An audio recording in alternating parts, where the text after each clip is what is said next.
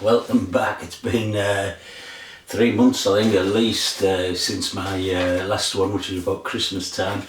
And apologies for that. I was going to I promised to learn some better technical and digital IT type skills in order to be able to make these videos better, editing and all that sort of stuff. But to be honest, my heart's just not in it. And so I'm back as ever, just with a basic unedited ramble about some of the LPs in this collection. But so this is Vinyl Monkey. This is St Patrick's Day 2022, the 17th of March. And why, as a sort of pretty fundamentalist atheist, would I be bothered about St Patrick's Day? Well, I suppose in addition to the sort of, some pubs are giving complimentary Guinness away, and it's what, 1:30 in the afternoon now, just about to go off to the pub to start on that. That's a fair reason. The other reason, I suppose, is just the Irish background, and about half of this town of 90-odd thousand originated from Ireland, including my family who came over, I suppose, mid-19th century, building the railways and the docks and what have you. And so there's a lot of Irish heritage, and it's a good old reason, as if we need one for a booze up. So today I thought I'd do 12 albums for St Patrick's Day. I've just picked out 12 of the many Irish artists, groups, bands, individuals from this collection behind me, and just flag them up and suggest you might want to give them a listen on this St Patrick's Day or just after. But and I'll try and go through them in the order that they sort of came out. So the first one, I'll get rid of it. Yeah. The first one, what a band, the Dubliners. Absolutely fantastic. This is called the Dubliners from 1968. It's a sort of folky one. It kicks off with Whiskey in the Jar, actually, which is a traditional Irish song, but it's got on it the Knights of St Patrick, Molly Bone, Sporting Paddy, Seven Deadly Sins. It's just great stuff. I mean, you'll probably, if you're having a St Patrick's Day party, you'll probably want the duet with the Pogues, the Irish Rover. But anyway, this is a good LP. I did see the Dubliners once. What a brilliant live band, and I just love Ronnie Drew's singing, and not just his singing, just his voice. I used to go to the Republic of Ireland on holiday, and I would always have the car radio tuned in to RTE or whatever it was, and Ronnie Drew would feature. He was advertising coal or peat logs or something like that, and just to listen to the guy talk in that brilliant Dublin accent, fantastic. So that's the Dubliners from 1968. The next one, moving from Dublin to Cork, although he was born in Donegal, Rory Gallagher. He grew up in Cork and spent most of his life based in Cork. And yeah, just a great blues band. I did love his first band, Taste, who was sort of one of those sort of three-piece power blues bands, and they sort of played and supported Cream and bands like that. But this was his first solo album, self-titled, Rory Gallagher.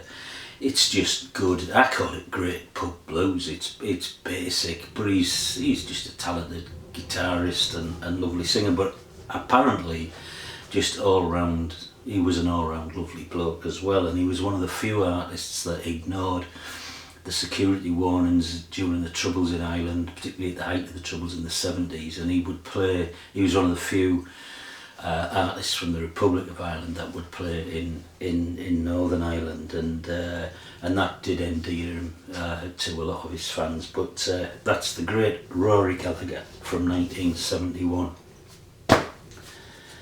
Next one, the Boomtown Rats. This is their first single. This is a 12-inch single, actually, looking after number one. Sort of great, punky, fast. I hope it's tongue-in-cheek. It sort of presages the sort of Thatcherite anti-society, look after number one sort of message, but I hope it's tongue-in-cheek, and it probably is, you know, given that it's Bob Geldof, of course, one of the most Marmite characters in in rock and roll music, I think. But I love Geldof. He's opinionated. He's a gobshite. He's just great to listen to. He's one of those guys. I think that'd be a good night out. I might struggle to get a word in, but I do like him. I did see the Boomtown Rats in Sunderland back in the day, and they were a good, fun punk live band. Yeah, good stuff. Looking after number one, Boomtown Rats. Boomtown Rats, yeah, Geldof was Dublin based, and moving north again, this is Thin Lizzy. Phil Lynott, of course, from Phil Lynott was from Dublin, yeah, what am I talking about? Brian Robertson, I think, was from Northern Ireland. They crossed the border in group membership anyway, and this was Lizzy's, it was well down the line. It might have been their 5th or 6th album. They were well into it by this time. I did see them twice. I seen them on their sort of debut tour of England in 1972, supporting Slade. Absolutely brilliant. And then I seen them later on again when they'd had a few of the big singles, The Boys Are Back in Town, etc. This one's a lovely album, Johnny the Fox, from 1978. The single on it is Don't Believe a Word, which is a great song, but I'll also love Borderline, Fool's Gold, Johnny the Fox meets Jimmy the Weed. Yeah, good stuff. That's Thin Lizzy, Johnny the Fox, 1978. Then back to punk. This is Stiff Little Fingers from 1981, Go For It. A bit of a crap record sleeve really, but what a great band. Belfast based punk band. This I think was their 3rd, possibly last album.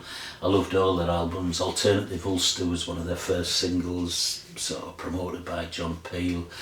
And these were starting off with sort of raw punks, talking about what it was like to grow up in Belfast in the height of the Troubles in the late 70s, and they were criticised particularly by that other great Northern Irish punk band, the Undertones.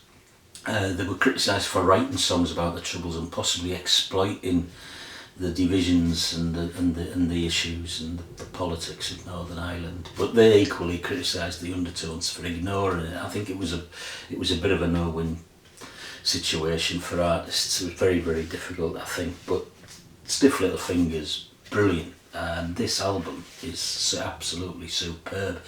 It's punky, yeah, it's up-tempo, it's certainly full of punk attitude, but it's musically, it's very, very good. It's got horns in it, horn sections in it. Just a real collection of great songs. So that's Stiff Little Fingers, 1981, Go For It. Then, this is the man. This is the man that I don't know whether it was RTE or one of the some institution in Ireland have voted this guy, Christy Moore, as the greatest living Irish musician.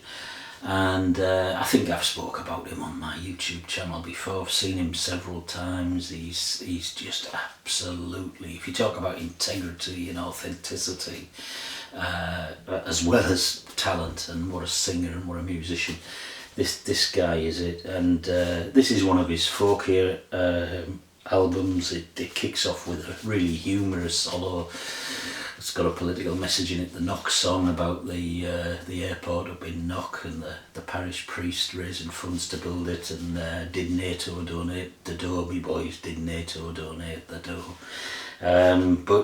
Yeah, this is brilliant stuff. It's This Is The Time Has Come, Christy Moore from 1983.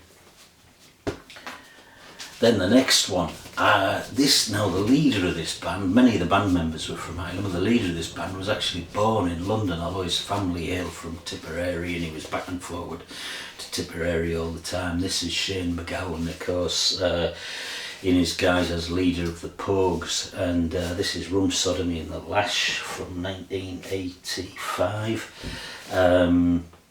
This was their 2nd album. It's just full of absolutely brilliant songs. Dirty Old Town, Pair of Brown Eyes, of course, one of the greatest, one of the greatest songs I think ever written.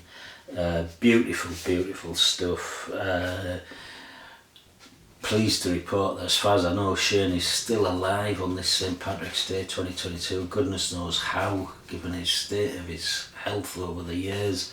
Last time we went to see him, he didn't turn up. Apparently they wouldn't let him on a plane out of Dublin Airport. He was the worst for wear with the drink and whatever you. But this is just a brilliant album, as were certainly all of the Punk's first 4 albums at least. Rum, Sodomy and the Lash from 1985. Next one, Mary Coughlin, another one who struggled with a drink over the years. She's been hospitalised with alcoholic poisoning over 30 times. She's had a really troubled life. What a lovely voice, jazzy, and beautiful musicianship as well on this album, which is funny enough called Under the Influence. I think acknowledging her sort of struggles with the bottle, and yeah, this one's got it's got some really good songs. I just wanted to mention this one, My Land Is Too Green. This is one of my favourite songs off this, which is a sort of critique of Ireland, if you like, and maybe just read the sort of the bridge section. Shrouded in mist, the outlook's appalling, pressure is rising, temperatures falling, sunny spells and scattered showers, but still it rains for hours and hours, and as the floods rise we drown our sorrows, tossing them back like there is no tomorrow, and in the end we'll sit or stand and piss it back into the bog holes of Ireland. Yeah, brilliant stuff. That's Mary Coughlin, Under the Influence. Give that a try. From 1987. Now, the man, Van the Man. This, appropriately, I think, on St. Patrick's Day, is Van's collaboration with the Chieftains, those giants of Irish folk music, absolutely brilliant musicians.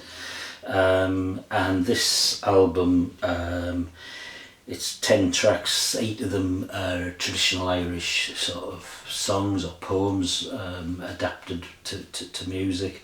2 of them are sort of reworkings of Van Morrison songs, Celtic Ray and Irish Heartbeat. But this is absolutely brilliant stuff. It was launched on St. Patrick's Day, I think, this came out in 88. I think it was launched for St. Patrick's Day either that year or the year after, and then subsequently toured it, and I was lucky enough to see them on that tour. Absolutely brilliant, stunning performances from Morrison and those brilliant musicians in the Chieftains. But listen to Raglan Road, Patrick Kavanagh's classic poem, absolutely beautiful.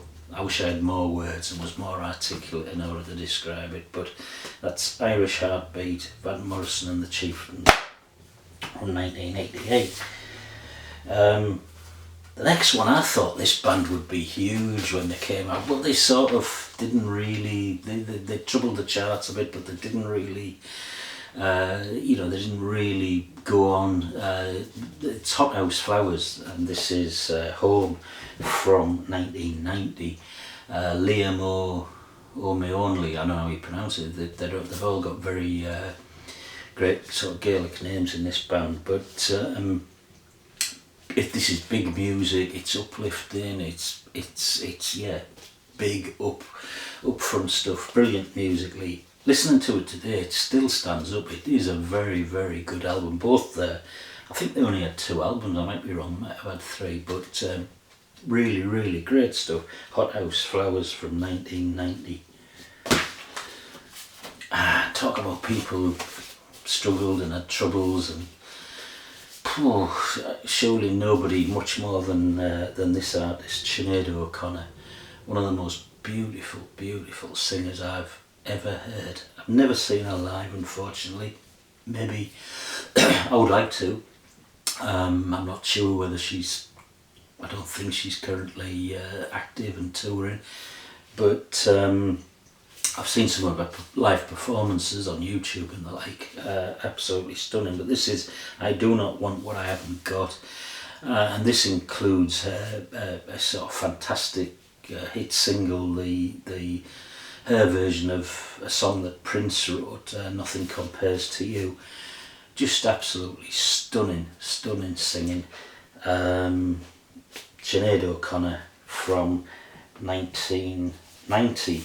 I say Chinedu OConnor, now called Shuhada Sadakat. I think she's recently changed her name, I think, or fairly recently. So anyway, Shuhada Sadakat from 1990. And then the last one, this is really different. This is about as far from Fiddle Me Dee, Irish folk pub sing-along as you could possibly want to get. This is My Bloody Valentine, this is Loveless. My Bloody Valentine, sort of Dublin based, Kevin Shields, Colmo Casey. It's dissonant, it's alternative, it's discordant, it's guitars that only vaguely sound like guitars, certainly not in sort of tune or anything, but I don't know, I find it absolutely engrossing to listen to. This stuff, I suppose, is somewhere between, I don't know, Husker Du and maybe a little bit of Yola Tengo in there. But great stuff, and this is a fantastic album, My Bloody Valentine, Loveless from 1991. So, I'm off to the pub. Have a nice St. Patrick's Day, everybody. I will try and restart doing some regular videos, chatting about some of the records in this collection. Cheers, bye.